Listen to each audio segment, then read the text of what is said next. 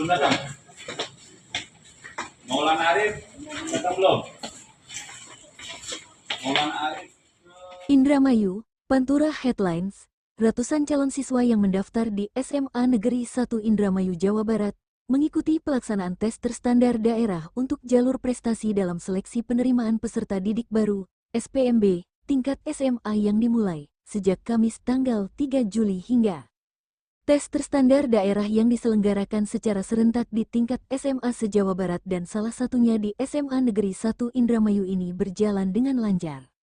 Kegiatan yang digelar selama 2 hari dan dibagi dalam 3 sesi setiap harinya itu menjadi bagian dari tahapan penting untuk menjaring siswa-siswi berprestasi di luar jalur domisili yang akan masuk pada tahun ajaran baru 2025/2026. Pelaksanaan seleksi dilakukan secara ketat dan terstruktur guna menjaga objektivitas serta kualitas penilaian. Pantauan Pantura Headlines di lokasi menunjukkan, antusiasme peserta sangat tinggi. Sejak pagi, para siswa bersama orang tua mereka sudah memadati lingkungan sekolah. Peserta datang dari berbagai SMP di Kabupaten Indramayu, membawa perangkat masing-masing, terutama ponsel Android untuk mengikuti ujian berbasis digital. Ketua SPMB SMA Negeri 1 Indramayu Deden Muhammad Hidayat bersyukur pelaksanaan tes terstandar berjalan lancar. Para calon siswa di SMA Negeri 1 Indramayu penuh semangat, bahkan ada yang datang dari jauh dengan harapan besar dari mereka. Tes yang diikutinya membuahkan hasil yang terbaik. Deden juga mendorong peran semua pihak dalam memastikan kelancaran SPMB, mulai dari kepala sekolah, guru, dinas pendidikan, hingga OPD lainnya. Ia mengingatkan agar tidak menjadikan sekolah negeri sebagai satu-satunya tolak ukur keberhasilan. Di sisi lain, Deden juga berharap proses seleksi tahun ini berlangsung adil, transparan, dan menghasilkan lulusan yang berkualitas.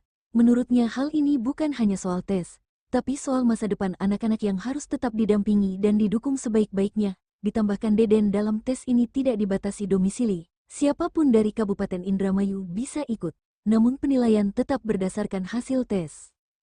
Untuk di SMA 1 Indramayu, untuk tes standar ini diikuti oleh semua peserta jalur prestasi rapot, prestasi kejuaraan, kepemimpinan, dan yang lainnya. Jadi di tahap 2 ini semua peserta atau pendaftar di tahap 2 ini semuanya mengikuti, dan pada hari atau sesi pertama tadi sudah semuanya mengikuti, tapi di sesi ketiga ini ada satu anak yang sedang mengalami sakit, maka nanti akan diikut sertakan dalam susulan. Gitu. Ada berapa jumlah siswa yang di tahap kedua ini, khususnya di jalur prestasi ini, Pak Deden? Kalau tepatnya saya lupa, tapi yang jelas 500 lebih lah. 500 lebih.